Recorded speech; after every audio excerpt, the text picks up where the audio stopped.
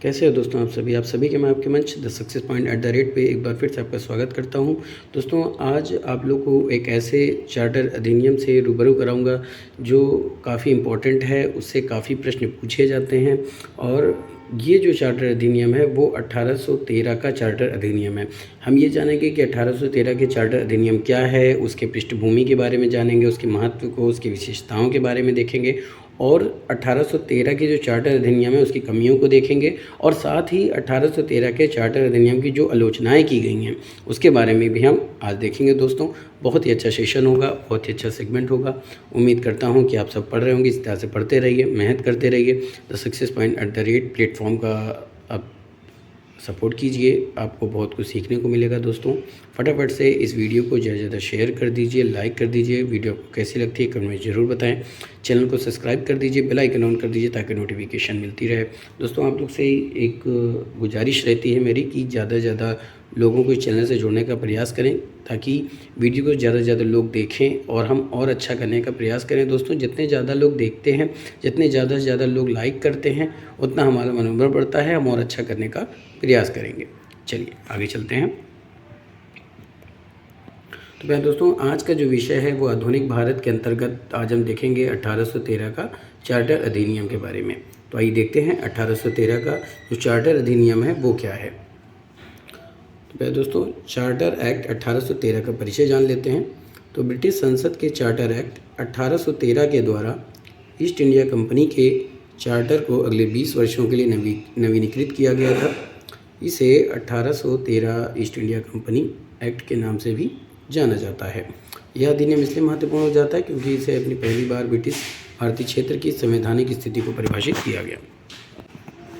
बात समझे दोस्तों, जो 1813 का जो चार्टर अधिनियम था उसके द्वारा ईस्ट इंडिया कंपनी के जो चार्टर अधिनियम था 1793 उसको 20 वर्षों के लिए बढ़ाया गया था। और फिर 1813 में भी ईस्ट इंडिया कंपनी के जो चार्टर अधिनियम था उसके 20 वर्षों के लिए और नवीकृत कर दिया गया, यानी नया बना दिया गया, उसे 20 वर्षों के लिए और बढ़ा दिया गया। और 1813 ईस्ट इंडिया कंपनी के एक्ट के नाम से भी 1813 का चार्टर अधिनियम जाना जाता है। यह अधिनियम इसलिए महत्वपूर्ण है दोस्तों कि इसमें पहली बार ब्रिटिश भारतीय क्षेत्र की जो संवैधानिक स्थिति थी उसको भी परिभाषित किया गया था। आइए आगे देखते हैं। तो दोस्तों अगला महत्वपूर्ण पॉइंट है कि इस अधिनियम ने ईस्ट इंडिया कंपनी के कुछ एकाधिकार को प्रतिबंधित कर दिया, जबकि उसे चाय के व्यापार और चीन के साथ वाणिज्य पर नियंत्रण बनाए रखने की अनुमति दी गई। यानी इस अधिनियम ने क्या किया, जो ईस्ट इंडिया कंपनी थे उसके कुछ एकाधिकार को क्या कर दिया, प्रतिबंधित कर दिया और उसे चाय और व्यापार के चीन के साथ जो वाणिज्य पर नियंत्रण बनाए रखने की अनुमति दी गई। आगे है, इसने इन क्षेत्रों को छोड़कर सभी ब्रिटिश व्यापारियों को भाग लेने की अनुमति देकर भारतीय व्यापार को उदार बनाया। यानी कि इस नियम ने क्या किया कि क्षेत्रों को छोड़कर सभी ब्रिटिश व्यापारियों को भाग लेने की अनुमति दे दी। आगे है, इसके अतिरिक्त अधिनियम ने भारत में शासन के लिए अधिक संगठित और विनियमित ढांचा स्थापित किया, जिसमें शिक्षा, मशीनरी गतिविधियों और विशिष्ट वित्तीय आवंटन के प्रावधान शामिल किए गए। आइए अब देखते हैं चार्टर अधिनियम 1813 की पृष्ठभूमि के बारे में। 1813 के चार्टर अधिनियम जो पृष्ठभूमि है उसको जानते हैं दोस्तों। तो 1813 का जो चार्टर एक्ट था वो ब्रिटेन और भारत में महत्वपूर्ण सामाजिक, राजनीतिक और आर्थिक परिवर्तनों के बीच लागू किया गया था। यानी 1813 का जो चार्टर अधिनियम था वो ब्रिटेन और भारत में जो सामाजिक, राजनीतिक और आर्थिक परिवर्तनों के बीच लागू किया गया था। इस समय तक ईस्ट इंडिया कंपनी अपने व्यापारिक इकाई से भारत में व्यापक क्षेत्रीय अधिकार के साथ एक प्रमुख राजनीतिक शक्ति के रूप में विकसित हो चुकी थी। यानी ईस्ट इंडिया कंपनी जो थी वो एक बिजनेस यूनिट के रूप में, ठीक है, यूनिट के रूप में क्षेत्रीय अधिकार के साथ क्या हो गई थी, विकसित हो चुकी थी। बात समझ में आई। आगे देखते हैं आर्थिक दबाव। आर्थिक दबाव क्या है दोस्तों, 19वीं सदी की शुरुआत में ब्रिटेन में अधिक खुली और मुक्त व्यापार नीतियों की मांग बढ़ रही थी। यानी जब 19वीं सदी की शुरुआत हुई तो ब्रिटेन में क्या हुई कि अधिक खुली और मुक्त व्यापार, यानी खुली यानी ओपन बिजनेस और फ्री बिजनेस की नीतियों की मांग होने लगी। नेपोलियन युद्धों यानी 1803 से 1815 का ब्रिटिश अर्थशास्त्र पर महत्वपूर्ण प्रभाव पड़ रहा था और ब्रिटिश व्यापारियों और निर्माताओं की हार से भारतीय बाजारों की ब्रिटिश उत्पादों के लिए खोलने का दबाव बढ़ रहा था। बात समझ आई। 19वीं सदी प्रारंभ हुई तो उसमें ब्रिटेन में क्या हुआ कि मुक्त व्यापार की नीतियों की मांग होने लगी, जिससे जो नेपोलियन युद्ध जो थे अब 1803 से 1815 के बीच में, उससे क्या हुआ कि ब्रिटिश अर्थव्यवस्था पर उसका महत्वपूर्ण प्रभाव पड़ रहा था। और ब्रिटिश व्यापारी जो थे और निर्माताओं की ओर से, यानी जो ब्रिटिश व्यापारी थे और जो निर्माता थे, उनकी ओर से भारतीय बाज़ारों को ब्रिटिश उत्पादों के लिए, यानी कि जो ब्रिटिश के सामान को बना सकें, ब्रिटिश के सामान को उत्पादन कर सकें, उसके खोलने के लिए दबाव बनाया जा रहा था। अब देखते हैं राजनीतिक सुधार। राजनीतिक सुधार की बात करें पहले दोस्तों, तो ईस्ट इंडिया कंपनी की स्वायत्तता को सीमित करने के लिए ब्रिटेन में राजनीतिक दबाव थे। यानी ईस्ट इंडिया कंपनी की स्वायत्तता को सीमित करने के लिए ब्रिटेन में काफ़ी राजनीतिक दबाव बनाए गए। कई ब्रिटिश सांसदों का मानना था कि कंपनी की प्रशासनिक कार्यप्रणाली भ्रष्ट और अक्षम थी। यानी जो ऐसे ब्रिटिश सांसद होते थे, उसमें से कुछ सांसदों का ये मानना था जो कंपनी की प्रशासनिक थी और जो कार्यप्रणाली थी, यानी कि जो कंपनी का जो कार्य करने का जो मेथड था वो क्या था, भ्रष्ट और अक्षम था। यानी कि सही से काम न कर पाने का उनमें क्षमता नहीं थी। फिर क्या है कि सुधारकों का तर्क था कि उचित शासन सुनिश्चित करने के लिए ब्रिटिश सरकार का सीधा हस्तक्षेप आवश्यक है। तो जो सुधारक थे उन्होंने ये माना कि जो शासन है उसको अच्छे ढंग से चलाने के लिए ब्रिटिश सरकार का सीधा हस्तक्षेप आवश्यक होता है।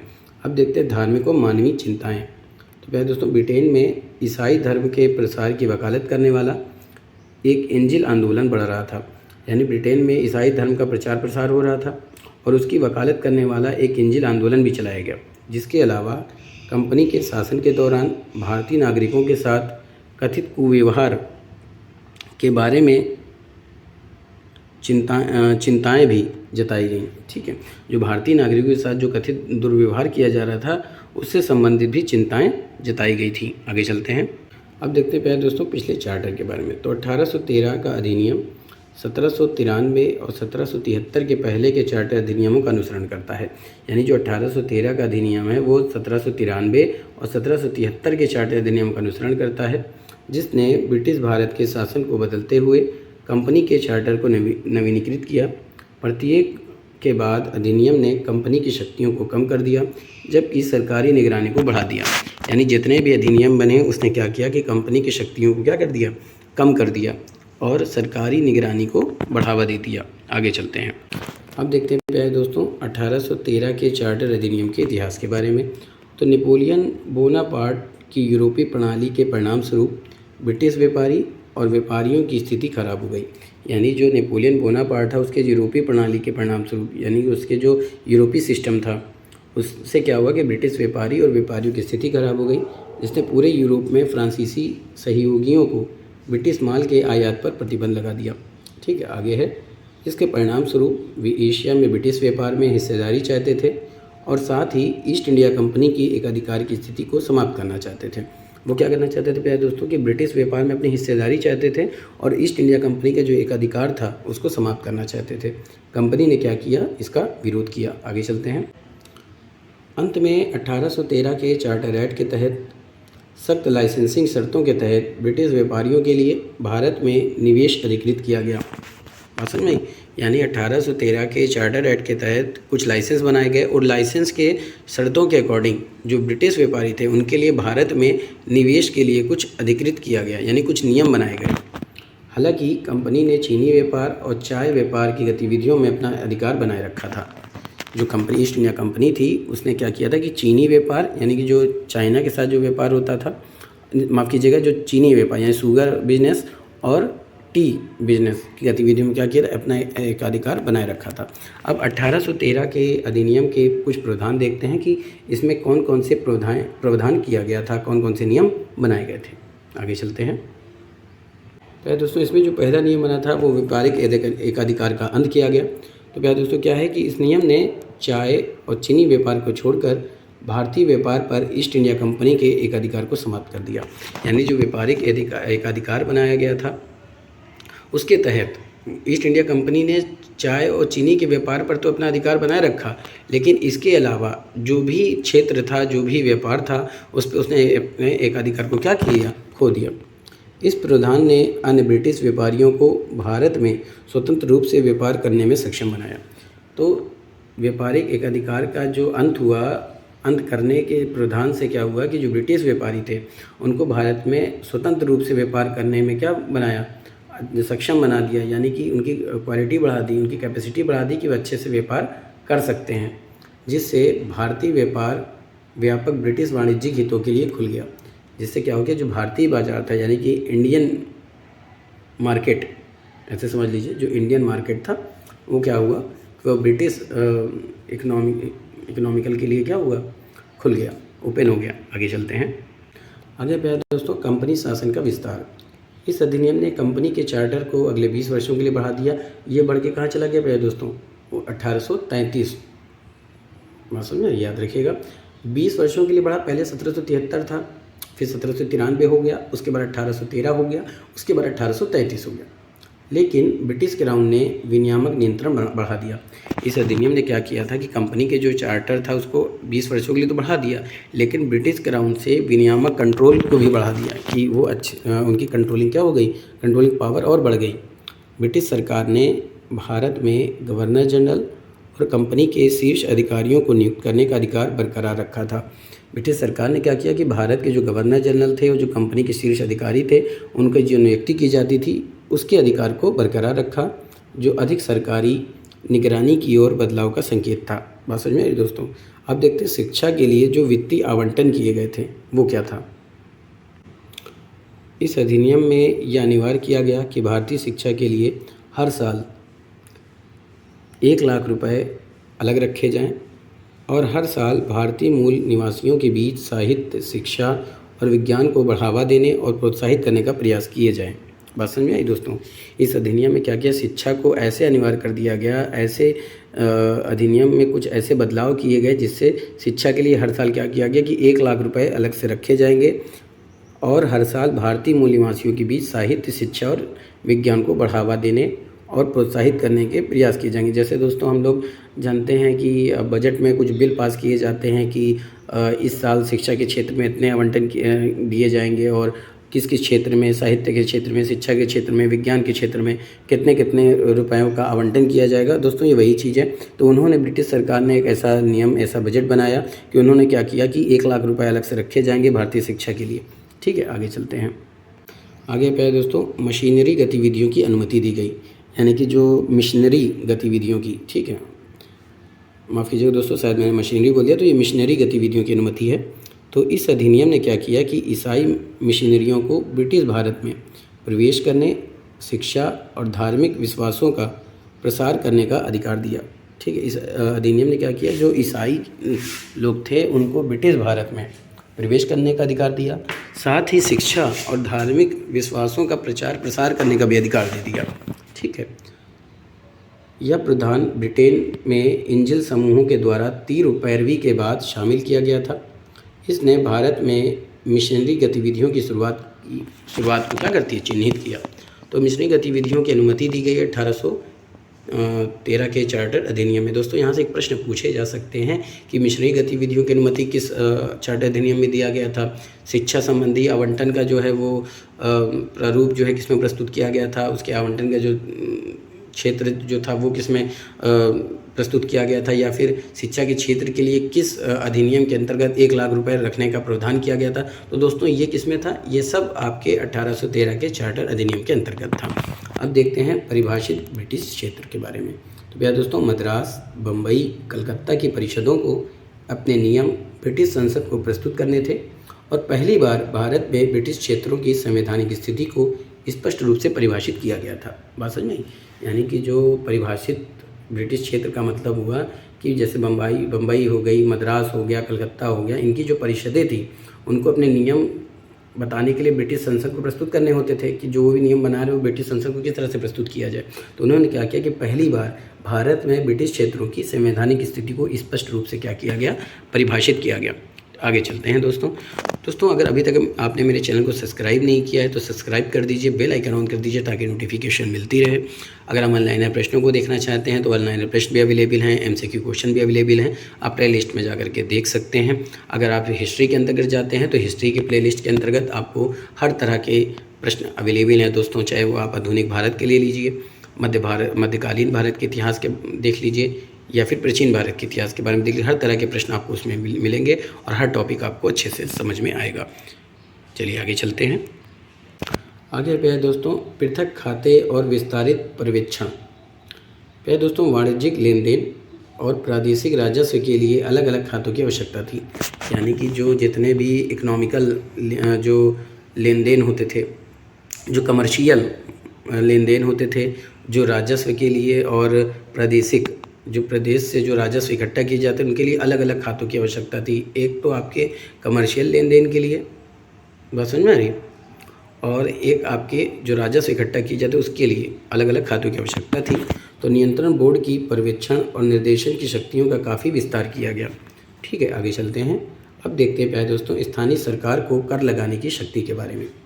तो प्यारे दोस्तों, इसने स्थानीय सरकारों को उन लोगों पर कर लगाने की शक्ति प्रदान की जो सर्वोच्च न्यायालय के अधिकार क्षेत्र में आते थे। बात समझ में आ रही। स्थानीय सरकारों को कर लगाने की शक्ति दी गई और उन्होंने किस तरह के कर पर शक्ति लगाई, जो शक्ति दी गई थी उन्हें कर लगाने की, वो किस पर दी गई थी, तो उन्होंने स्थानीय सरकार को उन लोगों पर कर लगाने की शक्ति दी गई थी जो सर्वोच्च न्यायालय के अधिकार क्षेत्र में आते थे, तथा निगम का लाभांश लगभग 10.5% निर्धारित किया गया था।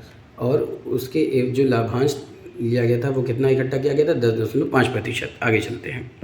एक और प्रावधान किया गया था प्यारे दोस्तों, वो कौन सा है, भारतीय साहित्य एवं वैज्ञानिक प्रगति के लिए। तो प्यारे दोस्तों, इस अधिनियम ने भारतीय साहित्य के पुनरुद्धार के साथ साथ वैज्ञानिक प्रगति के लिए मौद्रिक प्रोत्साहन भी प्रदान किया था। यानी कि भारतीय साहित्य और वैज्ञानिक प्रगति को आगे बढ़ाने के लिए उन्होंने कुछ मौद्रिक प्रोत्साहन भी प्रदान किया था। बात समझ में प्यारे दोस्तों, आगे चलते हैं। नियम का जो लक्ष्य था वो अपने लिए काम करने वाले भारतीयों के विकास में बड़ी भूमिका निभाना था। इसके लिए 1 लाख रुपए रखे जाने थे। यानी कि 1 लाख रुपए तो भारतीय शिक्षा के लिए, जैसे कला, ठीक है, विज्ञान, साहित्य के लिए रखा गया, और साथ ही 1 लाख रुपए जो अलग से रखे गए शिक्षा के अलावा वो किस में रखे गए, भारतीयों के विकास के लिए रखे गए। ठीक है, आगे चलते हैं। अब देखते हैं प्यारे दोस्तों 1813 के चार्टर अधिनियम की महत्वपूर्ण विशेषताओं के बारे में। पहली विशेषता क्या है कि 1813 के चार्टर अधिनियम की महत्वपूर्ण विशेषताएं निम्नलिखित है। आइए देखते हैं। पहला क्या है कि 1813 के चार्टर एक्ट के द्वारा भारत पर ईस्ट इंडिया कंपनी का प्रभुत्व समाप्त कर दिया गया। यानी 1813 का चार्टर एक्ट के जब नियम बना तो भारत पर ईस्ट इंडिया कंपनी का प्रभुत्व क्या वो समाप्त कर दिया गया। आगे है, ईस्ट इंडिया कंपनी का अभी भी चाय, अफीम और चीन के साथ व्यापार पर एक अधिकार था। कंपनी का शासनकाल 20 वर्ष के लिए बढ़ा दिया गया। आगे देखते हैं। 1813 के चार्टर एक्ट के तहत कर ना चुकाने वाले किसी भी व्यक्ति पर जुर्माना लगाया जाता था। कंपनी की प्रादेशिक आय और कमर्शियल लाभ यानी कमर्शियल गेन 1813 के चार्टर एक्ट के तहत नियंत्रित होते थे। एक्ट के तहत कंपनी को भारतीयों की शिक्षा में सालाना 1 लाख रुपए निर्देशित करने का प्रावधान किया गया था। ये सब विशेषताएँ हैं। इस अधिनियम ने अनुसंधान को प्रोत्साहित करने, भारतीय साहित्य को पुनर्जीवित करने के लिए नगद पुरस्कार कार्यक्रम की भी स्थापना की थी। यानी कि जो इस अधिनियम के अंतर्गत अनुसंधान को प्रोत्साहित करने और भारतीय साहित्य को पुनर्जीवित करने के लिए नगद पुरस्कार के भी कार्यक्रम स्थापित किए गए थे। आगे चलते हैं, देखते हैं प्यारे दोस्तों 1813 के चार्टर अधिनियम के महत्व के बारे में। तो चार्टर एक्ट का जो भारत के लिए महत्वपूर्ण शैक्षणिक निहितार्थ है, यानी चार्टर एक्ट का जो भारत के लिए महत्वपूर्ण शैक्षणिक है वो काफ़ी इंपॉर्टेंट माना जाता है। चार्टर एक्ट 1813 का भारतीय शिक्षा के इतिहास में बहुत बड़ा महत्व है। इसने क्या किया था कि समकालीन भारतीय शिक्षा के लिए आधारशिला के रूप में कार्य किया और भारतीय शिक्षा के बाद की सफलताओं पर इसका बहुत बड़ा प्रभाव पड़ा। आगे है, पहली निहितार्थ के अनुसार, यानी पहले जो नियम थे शिक्षा संबंधी उसके बारे में, कंपनी भारतीय लोगों के लिए शैक्षिक जिम्मेदारियां और कर्तव्य निभाएगी। इस लक्ष्य को ध्यान में रखते हुए कंपनी सालाना 1 लाख रुपए खर्च करेगी, जो 1813 से पहले स्पष्ट रूप से अनुपस्थित थी। यानी कि 1813 के चार्टर अधिनियम के तहत भारतीय शिक्षाओं के लिए 1 लाख रुपए रखे गए थे और इससे पहले के किसी भी अधिनियम में ऐसा नहीं किया गया था। आगे चलते हैं। आगे प्यारे दोस्तों, कंपनी अधिनियम की धारा 43 को लागू करने के लिए एक अलग एजेंसी स्थापित करेगी। शिक्षा को बढ़ावा देने के लिए एक परियोजना शुरू की गई। ठीक है, आगे है, 1813 से पहले कंपनी कभी कभी मिशनरियों के माध्यम से अप्रत्यक्ष रूप से वित्तीय सहायता देती थी, लेकिन अब यह सीधे तौर पर शैक्षणिक संस्थानों के प्रबंधन और प्रशासन में लगी हुई थी। भारत में शिक्षा के लिए सार्वजनिक धन की आवश्यकता थी। बिल्कुल सही बात है दोस्तों, तभी तो उसने 1 लाख रुपए दिए थे। चार्टर एक्ट ने शिक्षा की राज्य प्रणाली की आधिकारिक शुरुआत की। जो चार्टर एक्ट था उसने शिक्षा की राज्य प्रणाली यानी राज्य में, ठीक है, या ऐसे कह लीजिए कि जो शिक्षा थी उसके क्षेत्र में राज्य प्रणाली की शुरुआत करी। निजी व्यवसाय यानी मिशनरी व्यवसाय को भी साथ साथ चलने की अनुमति दी गई। आगे चलते हैं। आगे बढ़े दोस्तों, आधिकारिक और अनौपचारिक व्यवसायों के बीच, आधिकारिक और अनौपचारिक व्यवसायों के बीच यह शैक्षिक सहयोग आज भी मजबूत है। चार्टर एक्ट ने चार्ल्स ग्रांट, विल्बरफोर्स और अन्य लोगों के द्वारा शुरू की गई विरोध की लहर को रोक दिया था। आगे है, मिशनरियों की पूरे भारत में बड़ी संख्या में आधुनिक अंग्रेजी स्कूल बनाने की क्षमता के परिणामस्वरूप सुव्यवस्थित आधुनिक शैक्षिक प्रणाली स्थापित की गई। यानी कि मिशनरियों ने क्या किया कि भारत में बड़ी संख्या में आधुनिक मॉडर्न इंग्लिश स्कूल खोले और उसी की क्षमता के आधार पर क्या किया गया, आधुनिक शैक्षिक प्रणाली स्थापित की गई थी। जैसे जैसे भारत की सीमाएं मिशनरियों के लिए खोली गईं, वे दुनिया भर से देश में आने लगे, खासकर स्कॉटलैंड, जर्मनी और अमेरिका के साथ साथ इंग्लैंड से भी। यानी कि भारत की जब सीमाएं मिशनरियों के लिए खोली गईं तो बाहर से बहुत सारे लोगों यहाँ आने लगे, जैसे कि स्कॉटलैंड, जर्मनी और अमेरिका के साथ साथ इंग्लैंड। वास्तव में ग्रेट ब्रिटेन के बाहर से मिशनरी 1833 तक भारत नहीं आए थे। यानी जो ग्रेट ब्रिटेन के बाहर से जो मिशनरी थे वो 1833 तक नहीं आए थे, याद रखिएगा। और समझाइए, तो चार्टर अधिनियम की जो कमियाँ थी वो क्या थी कि 1813 के चार्टर एक्ट के लागू होने के साथ ही ईस्ट इंडिया कंपनी का एक अधिकार समाप्त हो गया, लेकिन कंपनी ने चीन और भारत में चाय के व्यापार पर अपना प्रभुत्व बनाए रखा। इसके साथ क्या हुआ कि सभी वस्तुओं के लिए भारत में व्यापार सभी वस्तुओं के लिए होने लगा, लेकिन चाय को ब्रिटिश नागरिकों के लिए सुलभ बनाया गया। आगे चलते हैं। अब यहाँ से दोस्तों एक इम्पॉर्टेंट पॉइंट और आ जाता है कि चार्टर एक्ट 1813 के द्वारा शिक्षा के क्षेत्र में जो परिवर्तन किए गए उसके बारे में। तो पहला क्या है कि 1813 के चार्टर एक्ट के अनुसार कंपनी को भारतीय शिक्षा के लिए 1 लाख रुपये निवेश करना अनिवार्य हो गया था। यह भारत में विज्ञान और साहित्य के अध्ययन को बढ़ावा देने के लिए ब्रिटिश सम्राटों के द्वारा दी गई पहली कार्यवाही थी। चार्टर अधिनियम ने कोई स्पष्ट नियम नहीं दिए गए थे। ठीक है, आगे देखते हैं। शिक्षा की सामग्री और वितरण पद्धति पर गर्मागर्म बहस छिड़ गई, लेकिन परियोजना के लिए स्वीकृति धन 20 वर्षों तक अप्रयुक्त रखा रहा। ठीक है, लेकिन परियोजनाओं के लिए क्या किया गया, जो स्वीकृति हुई थी धन की वो 20 वर्षों तक अप्रयुक्त रही। आगे चलते हैं। आगे दोस्तों, एक गुट फारसी और शास्त्रीय संगीत के साथ साथ स्थानीय भाषाओं का उपयोग करके पारंपरिक भारतीय शिक्षा को बढ़ावा देने के पक्ष में था। इस समूह को ओरिएंटलिस्ट नाम दिया गया था, यानी जो शास्त्रीय संगीत के साथ साथ, ठीक है, जो गुट क्या था, फारसी और शास्त्रीय संगीत के साथ साथ स्थानीय भाषाओं का उपयोग करके पारंपरिक भारतीय शिक्षा को बढ़ावा देता था, उस समूह को ओरिएंटलिस्ट नाम दिया गया था। आगे है, गवर्नर जनरल की परिषद के सदस्य बोर्ड मैकाले लॉ के नेतृत्व में विपक्षी दल ने पश्चिमी शिक्षा के परिचय और प्रचार को जोर दिया था। यानी गवर्नर जनरल की परिषद के सदस्य लॉर्ड मैकाले, उसके लॉ के नेतृत्व में, उसके नियम के नेतृत्व में विपक्षी दल ने क्या किया था कि पश्चिमी शिक्षा के परिचय और प्रचार पर जोर दिया। भारतीयों की छोटी संख्या को शिक्षा प्रदान करने के लिए सरकार ने अंग्रेजी माध्यम के स्कूल और विश्वविद्यालय स्थापित करना शुरू कर दिए। आगे दोस्तों, सरकार ने घोषणा की कि ब्रिटिश स्कूलों में पढ़े भारतीयों को 1844 में सरकारी कार्यालयों में काम दिया जाएगा।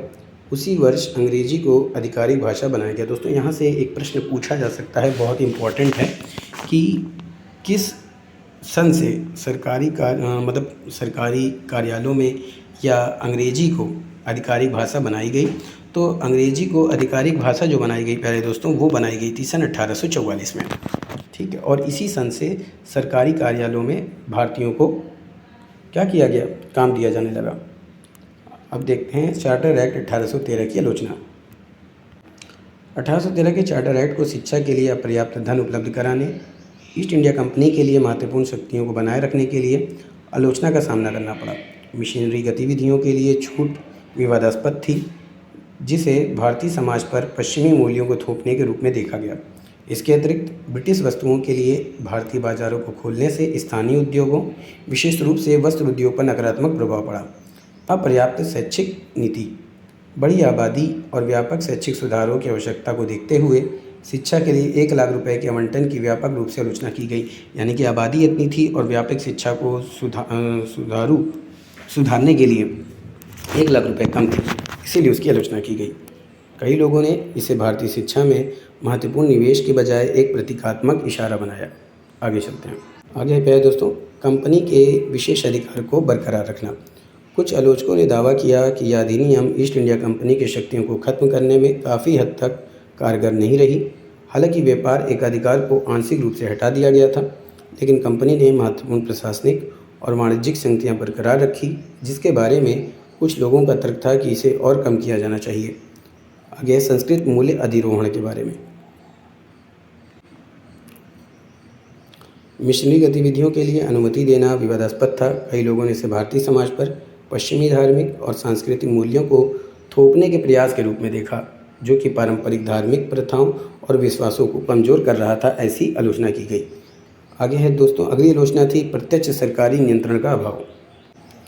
प्रत्यक्ष सरकारी नियंत्रण के अभाव के बारे में क्या कहता है कि कुछ ब्रिटिश सुधारों का मानना था, जो ब्रिटिश सुधारक थे उनके क्या मानना था, तो उनका ये मानना था कि अधिनियम ब्रिटिश सरकार को भारतीय प्रशासन पर पर्याप्त प्रत्यक्ष नियंत्रण नहीं देता था, जिससे ईस्ट इंडिया कंपनी को अत्यधिक शक्ति प्राप्त हो जाती थी। ऐसा उस पर आलोचना लगाई गई।